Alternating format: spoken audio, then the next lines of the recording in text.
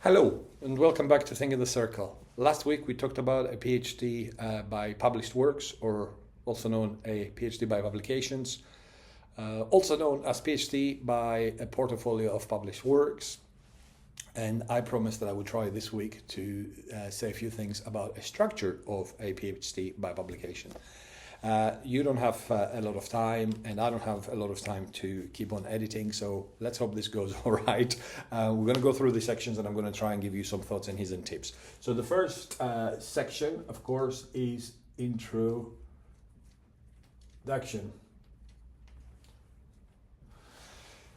Now that you write last, funnily enough, because what you want to do is you want to have the whole portfolio and the structure of it all together before you think about how you're going to give this a real punchy approach, so that the reader or the examiner, in your case, is impressed by the research area, the core problem or the research gap that you have identified, that your objectives make sense.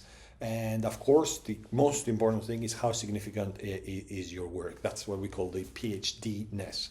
So this helps any reader orient themselves, and it shows where your published papers fit in the body of literature or in the bigger picture.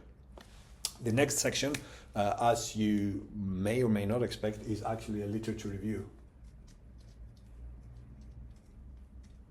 And I know you thought I'm going to get away with it because I've got published works, but I'm afraid you still have to examine the literature, and you still have to convince that this mini review is not as big as a normal or a traditional rather PhD, but you still need to critically engage existing scholarship. You need to identify any gaps or disagreements or tensions that key authors might be having, or a shift, if you like, in the literature over the years. And really, you use that to justify why your research matters. It's kind of the backbone, the intellectual backbone of your project. Now, the third, and this is very important, is methodology.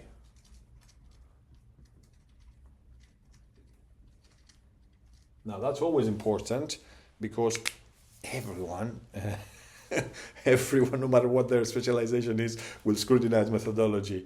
Now, you have multiple papers. It's different again than traditional PhD. The methods of each paper are explained in the papers. So how are you going to create a chapter or a section on methodology? Well, you have to pull all these different methods together and try to make sense of it as a cohesive portfolio of works. So what you do is you can explain your overall research design. You can justify your approach that you had, and you might think, oh, it could be difficult because on one paper I used quantitative, on the other I used qualitative, and even different types of methods. I use letters from the future in one, I used interviews, in-depth interviews in another, and I use structural equation modeling in another. There's always a way where you can bring something together and you can create that theme and that trend.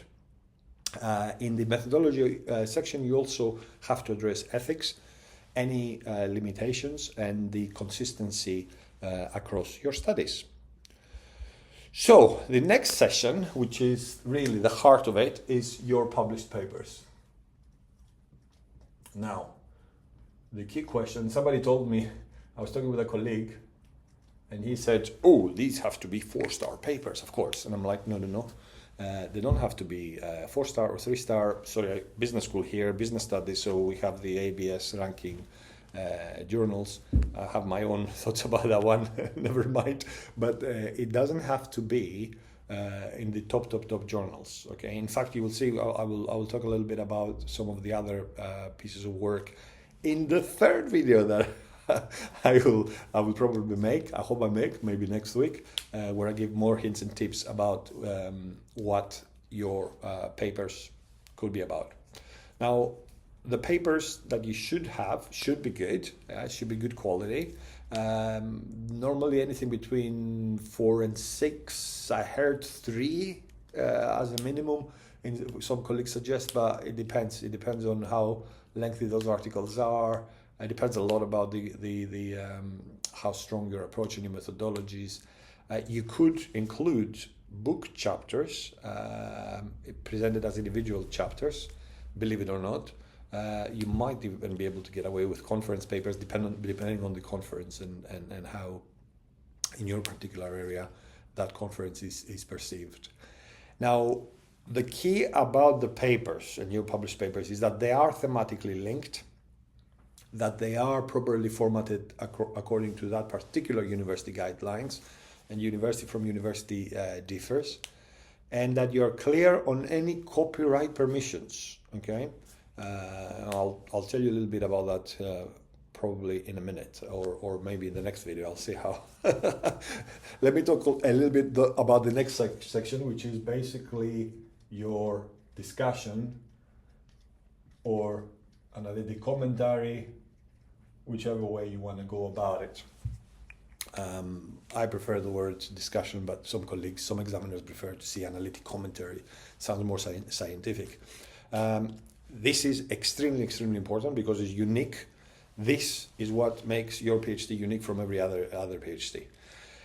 And here you must critically reflect on your whole research, and you need to really clearly show how these papers connect.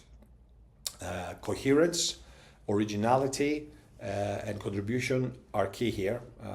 And you have to demonstrate that this is not just a bunch of papers, I put it together and I'm hoping I'm going to get a PhD. You got to show that it's unified and it's at the doctoral level. The project is at the doctoral level. Here's where your supervisor will help you.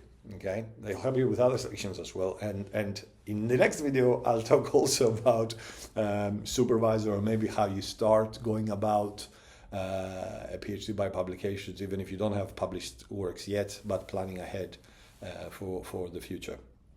So the final sort of bits, you could here, some people, what they do is they have an analytic commentary and they have a different section called discussion, and then they discuss this bit, or you could separate them.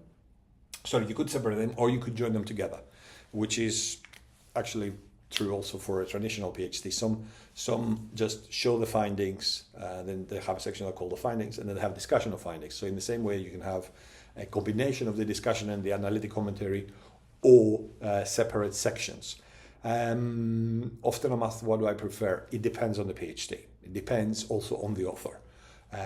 I found it easier to split them. I did a traditional part-time PhD, but if I had a PhD by publications, it might be easier to split them. What do you put in the discussion? In the discussion, you synthesize the findings across the papers, and then you bring back what you wrote in the literature, and you say how what you found in your papers, the implications to the theory, the policy, or even the practice, and evaluate the limitations of your research. And finally, you reach, you can see how these two are linked, I hope, but the final bit is the conclusions. And in the conclusions, you can talk about your whole research journey and how you got where you are, and how your findings answers the original questions and meets your aims and objectives, and how your contribution to the field really impacts your specialization, whatever specialization you are writing for.